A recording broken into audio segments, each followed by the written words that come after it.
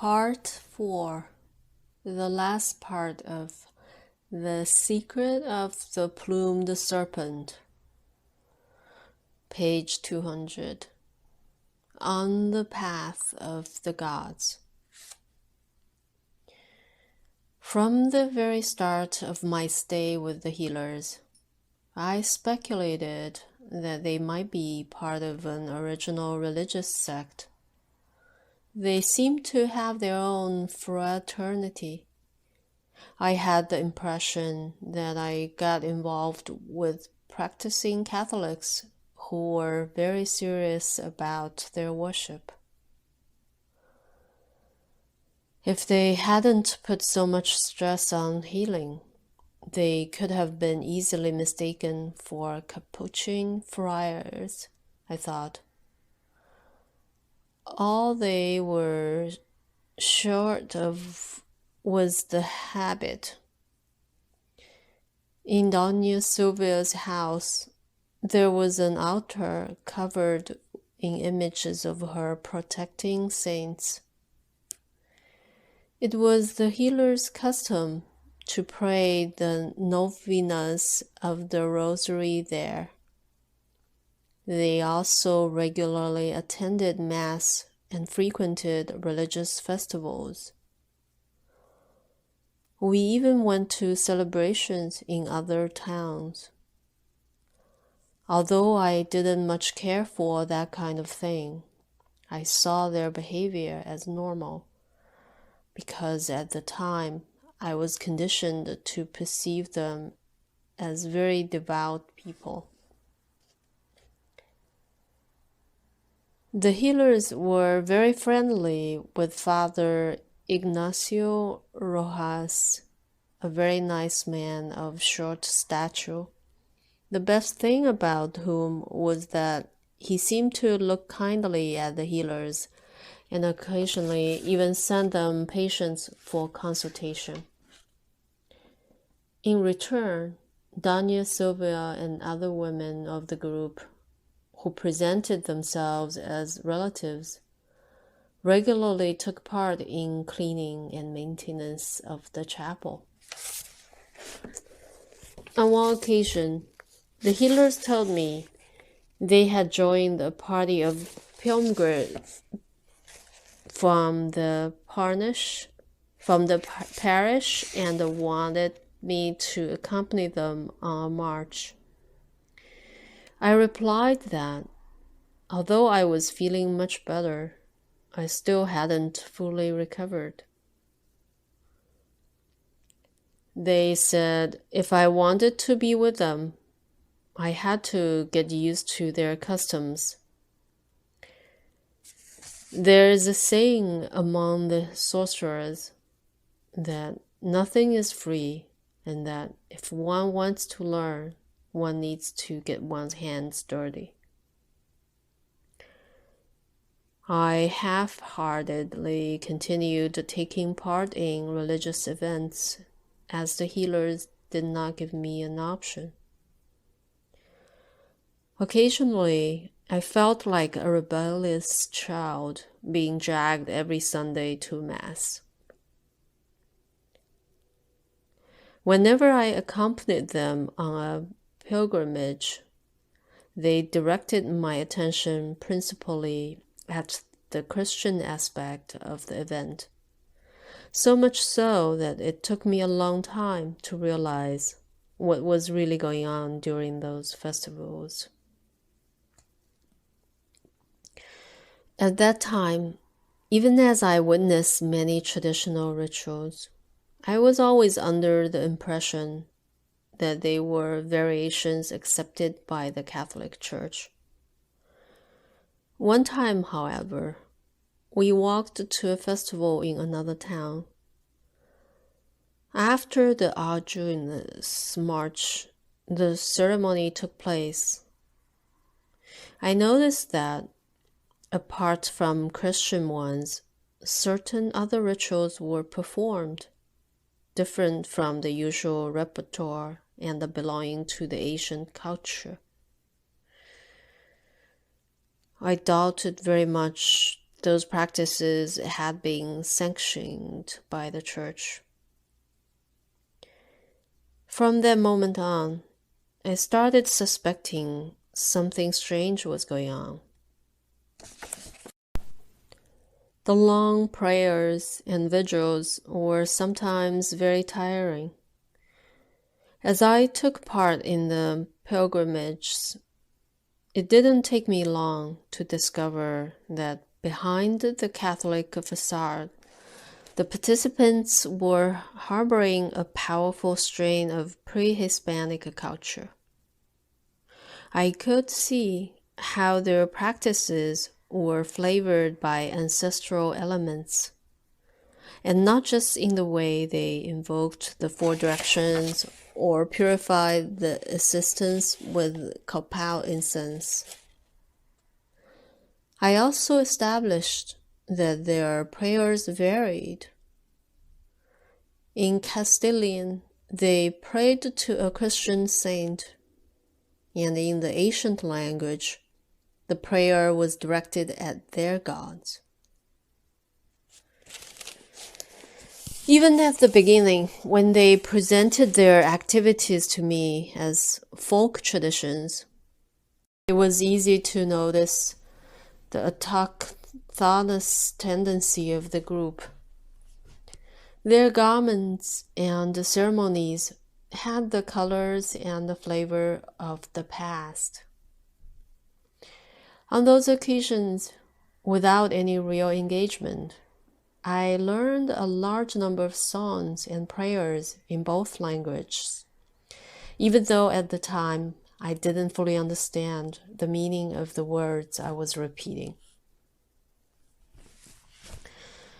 While assimilating their songs and listening to their stories, I began to understand the significance they gave to the elements that constituted their world. To learn about each of them, in effect, created a new world description for me, one in which the value of things was not the same as in the world I came from.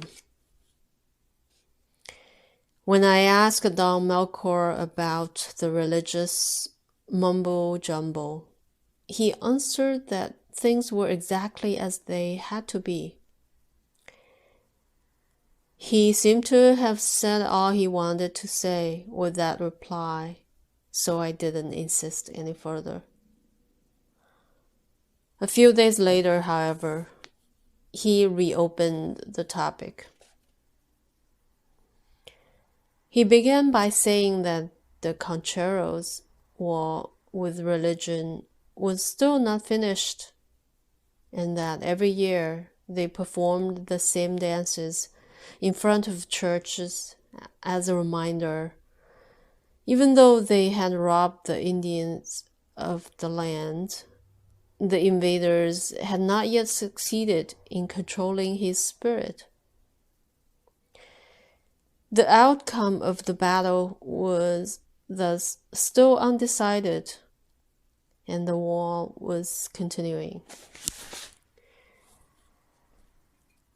He said, due to the rigors of the period, at the time of the conquest, the survivors allied with the Catholic Church and, by that act, most likely saved thousands of lives. It was the Church that gave Indians refuge from the indiscriminate slaughter by the conquistadors. The reason why our ancestors decided to pursue that strategy was because it had been their custom to flow with the energy for hundreds or perhaps thousands of years, and they were not willing to abandon their traditions that easily. They adopted religion, then, as a way of carrying on with their customs and passed it on to us.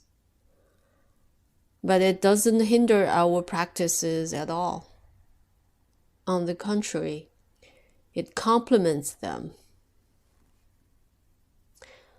I commented, I thought it was the other way around. I believed that by joining religion, the Indians lost their roots. Not at all, Don Melchior said.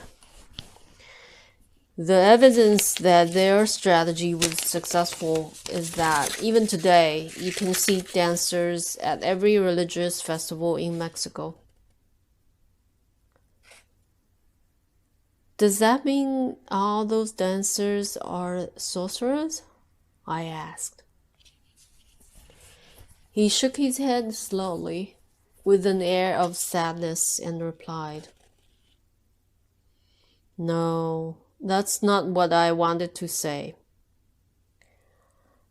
Unfortunately, almost all the ones I know have lost the way and know very little of what they are talking about. There are, however, some who have kept the knowledge intact. The truth is, the majority of them don't even know why they do what they do when they get together at a fiesta. That's not important at all, though, because what they are doing is giving continuity to the Asian tradition of the way of the Holy Cross, which in reality is the way of energy.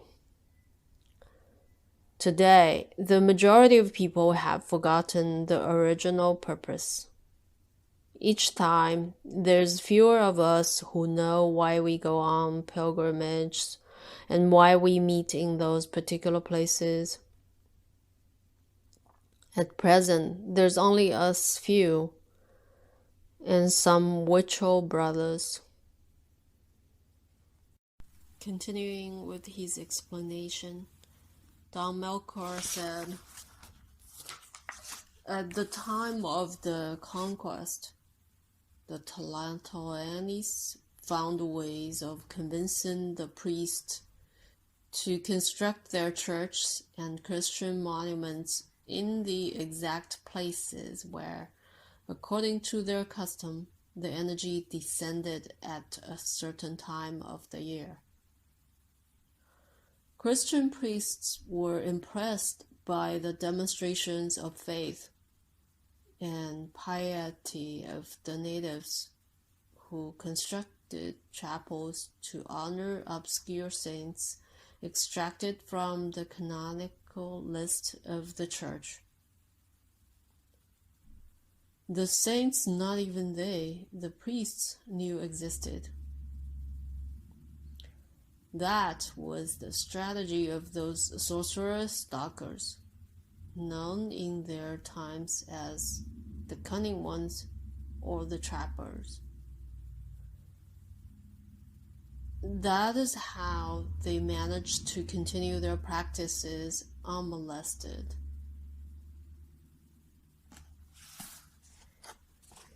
With the invasion, they had to disguise their practices in order to carry on with them.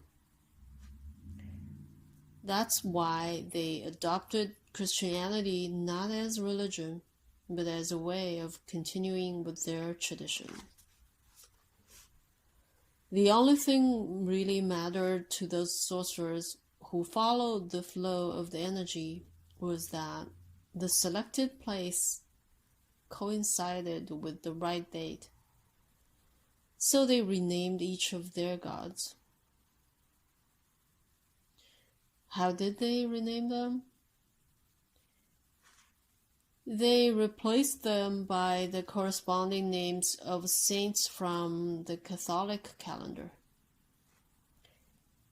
They represented Quetzal, for example, as Saint James, the apostle, and the goddess Coatlicue as the Virgin Mary.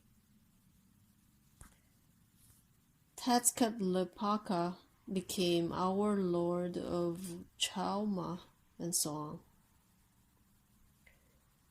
In that way, without anyone objecting, they swapped the names of their deities to that of any saint or holy person whose feast coincided with the day when, in accordance with the ancient calendar, the energy would concentrate on that spot.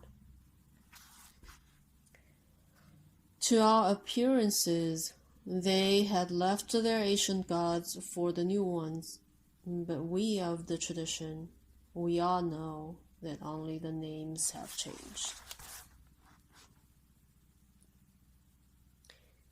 Occasionally, as part of the group's religious practice, we would go on a pilgrimage to the nearby shrines, sometimes to settlements so isolated it took days to get there. During such fiestas, it was customary for the participants to engage in extensive cultural interaction. They would exchange herbs and recipes, and in their conversation discuss patient histories and how they managed to heal them. We would usually receive an invitation to lodge at the house of one of the villagers for the duration of the festival, and would be treated by them as family.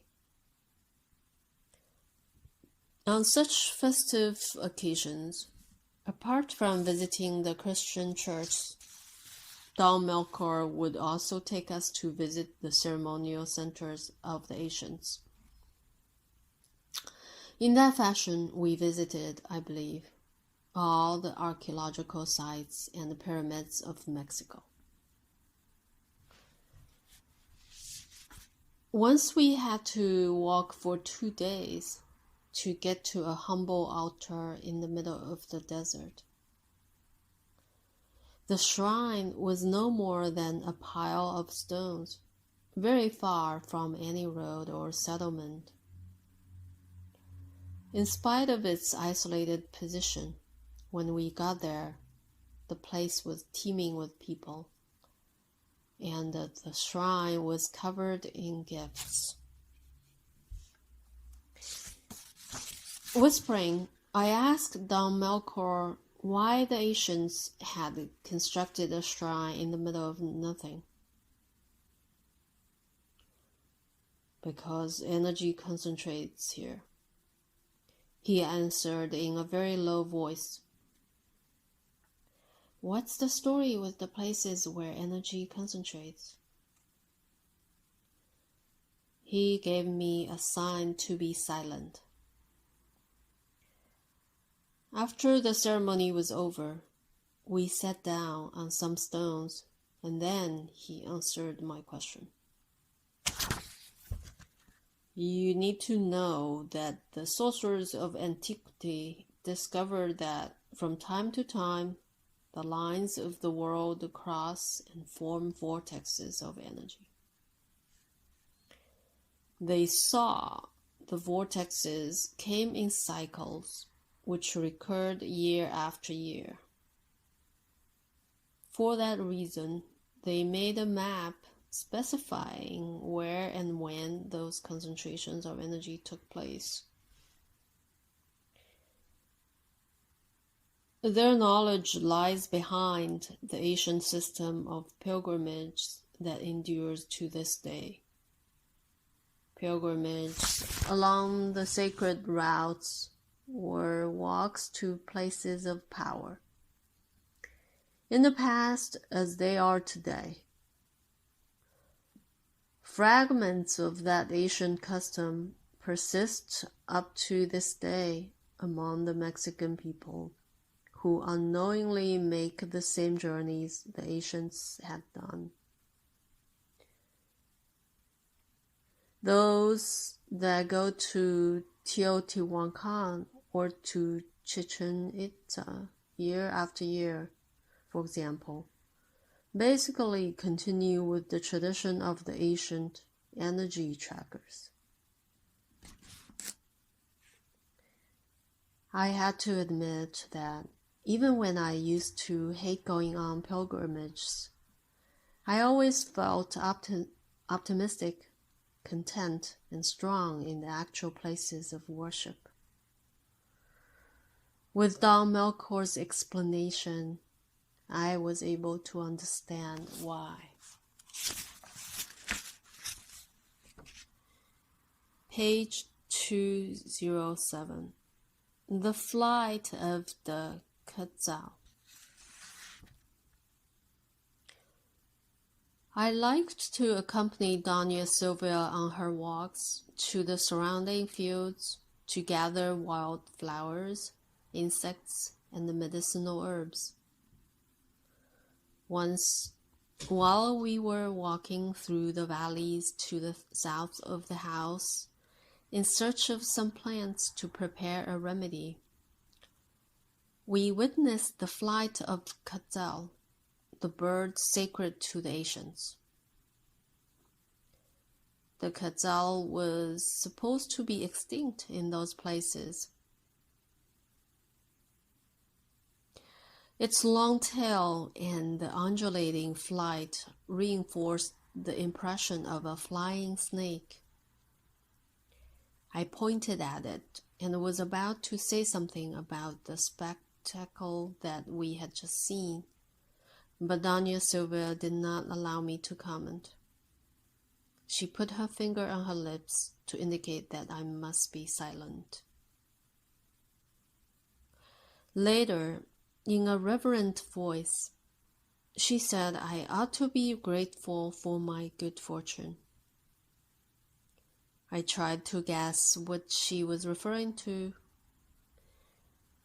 because I had several times in the past broken certain emotional bonds and had found it a bit painful. I believed that she was lecturing me on the advantages of being free, and that she was doing so because it is generally known that Quetzal doesn't breed in captivity. We returned to the house. Doña Silvia ordered me not to discuss what we had seen with anyone. The vision, she said, was a gift of power, and I should meditate on the experience.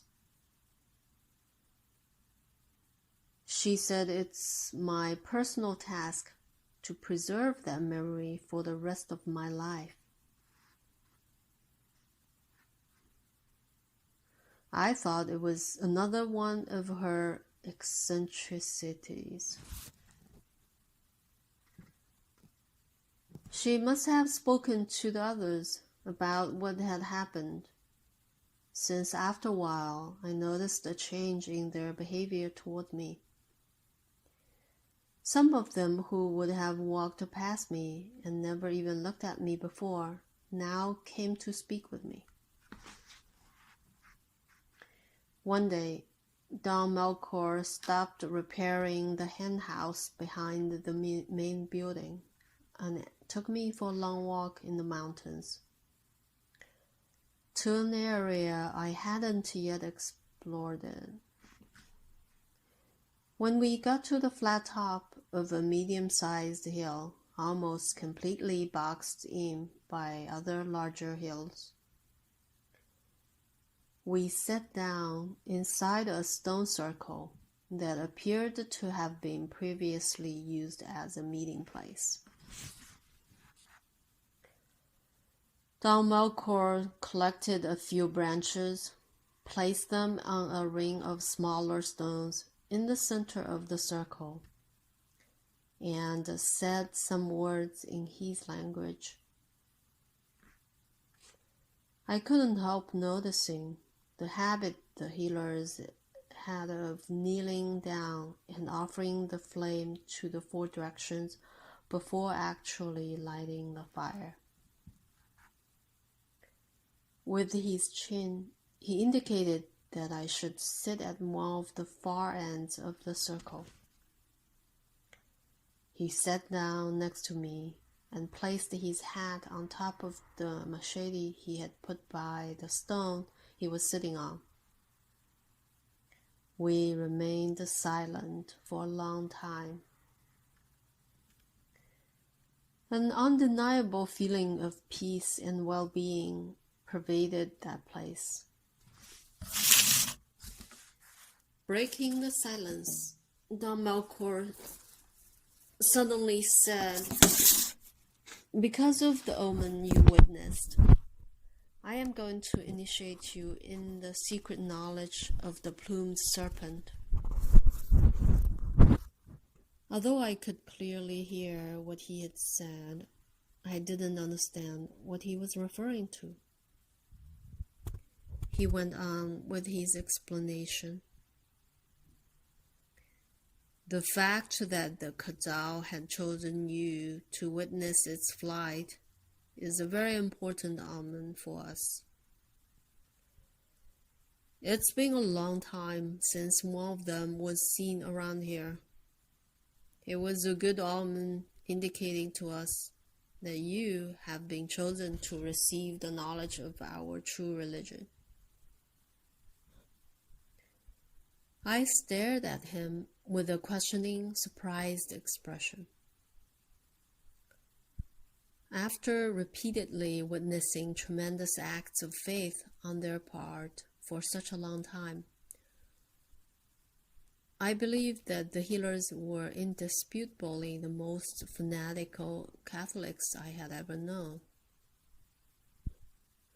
I looked at him with incredulity, unable to guess what their true religion might be. "What, then, is your true religion?" I asked. "All of us belong to the circle of the plumed serpent," he answered. "Even though we have our own point of view on it." I was surprised by the revelation and waited eagerly for him to begin telling me the secrets of his religion. But all of a sudden, he changed the subject. I protested, saying it wasn't fair that he should rouse my curiosity by announcing that he was going to tell me secrets and then change the course of the conversation. Don Melkor smiled and said, "We are definitely going to instruct you in the way of the serpent. But that cannot be done by talking, nor can it be achieved overnight. It's therefore necessary to have patience, and I'd better mention that patience is one of the prerequisites if one is to take part in the cult of Quetzal. This was the first time in my life I heard anyone speak of the cult of the plumed serpent. I believed that sort of thing had not been in existence for centuries. I told him what I had studied the subject at school and that I knew quite a bit about it because I had investigated it as a topic of personal interest. But he didn't allow me to go on speaking. "Forget everything you have learned," he exclaimed. "Most of what people know is corrupt. It has been manipulated by the conquistadors. It's not worth wasting your time on that rubbish. There are even stories that claim Quetzal was in fact Jesus Christ, who had come to proclaim the Jewish doctrines to our ancestors. They described him as blonde of beard and with blue eyes. Do me a bloody favor."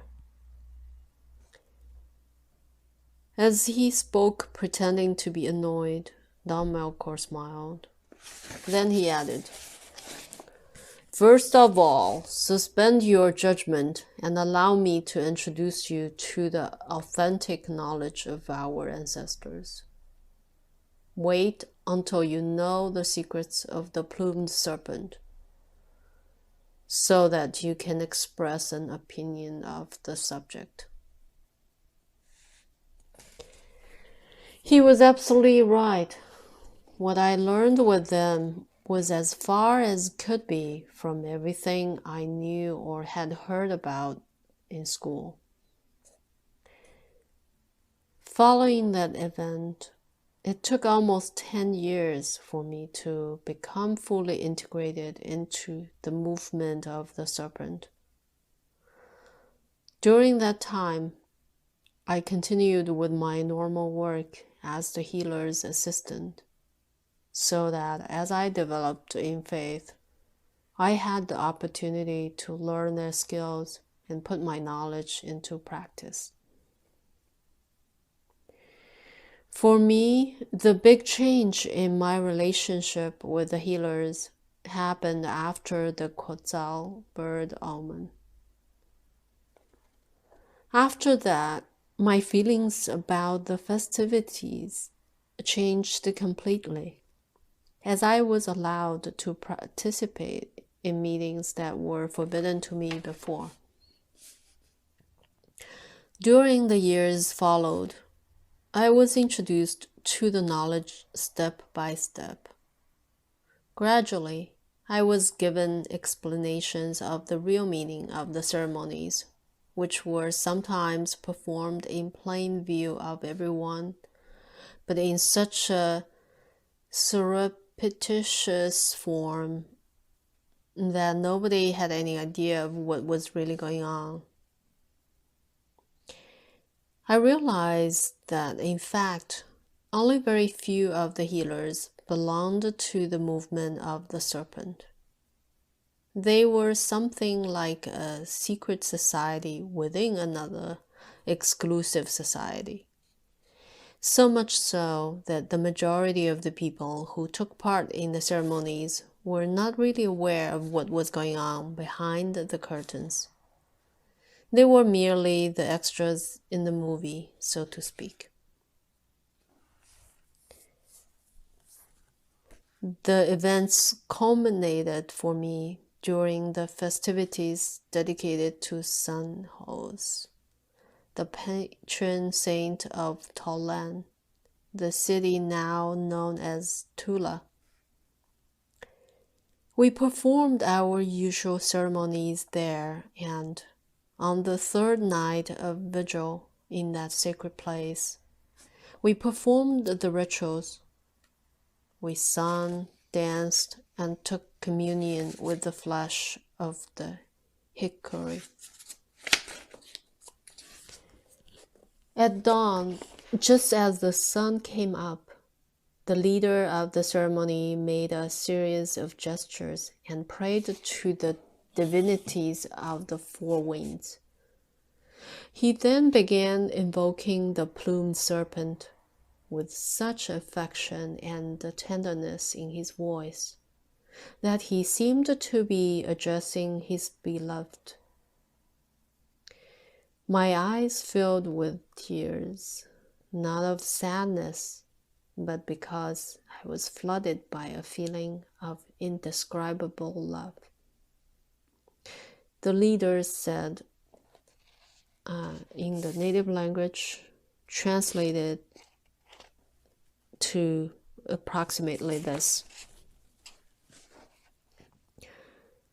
with the permission of the four directions, the four winds, with the permission of Grandfather Fire, with the permission of Grandmother Water, with the permission of our beloved Mother Earth, with the permission of the spirits of the air, we call on our well-beloved Tatawari Quetzal. Answer our call. It is us, your children, calling. We seek the knowledge of our ancestors. Show yourself, O Lord of Light. Teach us your secrets. Take us to your kingdom. As the leader spoke the incantation, The others emitted a very low murmur. I don't know if it was because of the physical exhaustion caused by fasting and the long vigil, but at a certain point, their voices, which seemed to me a choir of angels, became a hypnotic vehicle that pulled me towards a kind of endless tunnel. Immediately and spontaneously, I entered a deep state of dreaming. The transition to dreaming was most unusual.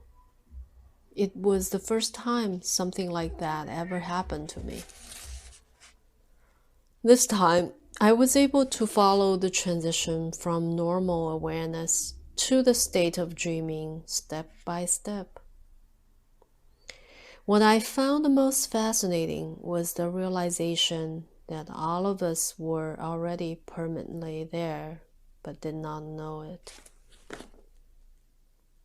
I was suddenly within a circle of persons radiating light. I could see their luminous cocoons. At that moment, I was perfectly aware that I was dreaming. Noticing that I was in dreaming, I immediately tried to establish a point of reference. At the time, my dreaming attention still fluctuated. At a certain moment, I perceived that my attention was flagging. But then we all joined hands, and I instantly felt a thrust of energy. I could perceive that the circle we were forming vibrated and radiated power. In that state of being, I could hear the others without their uttering a word. For a moment, I wondered if they could hear my thoughts as I was able to hear theirs. One of them immediately answered me inside my head, saying that articulating words was not necessary in that dimension, and that it was much easier to simply think what one wanted to say to the others. I focused my attention on exploring my immediate environment. Depending on the way I focused on them, I could see the other participants in two different ways, as physical bodies or as luminous beings. The leader of the ceremony appeared to be wearing a kopoli of extremely brilliant light on his head. Kopoli is a headdress of Quetzal feathers signifying royalty. At a certain moment, he performed some movements we all imitated. We began vibrating with ever-growing intensity. I immediately saw a great outburst of light shining down on us. It projected shadows of everything, including our physical bodies, which stood still on the site of the ceremony.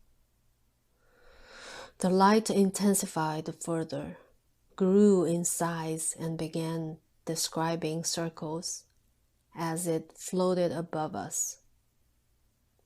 It appeared to gain solidity, and then a most vivid image of a Chinese dragon of the type that can be seen during their festivals formed before us.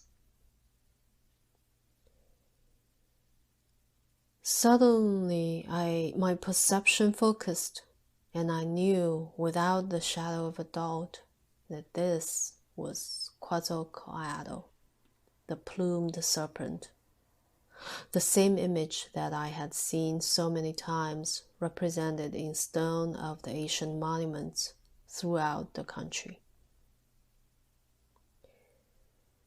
I was astonished. Even though I knew I was dreaming, I did not expect to encounter something like that. The surprise was such that I woke up only to establish that the glow was still there. If I brought it into focus, I could perceive the figure of the serpent floating above our heads. That loving light touched the deepest core of my being and taught me the real meaning of the path of the plumed serpent. What was taking place was a real gift of power for me, and I treasured it as one of my best moments. It took me years to recover those memories, as well as some other ones, in order to understand better what had happened to me on that occasion. Even today, I keep adding pieces to the puzzle, but now at least I can clarify, for those who know what I'm talking about, that the secret of the followers of the cult of Quetzal is a specific movement of the assemblage point.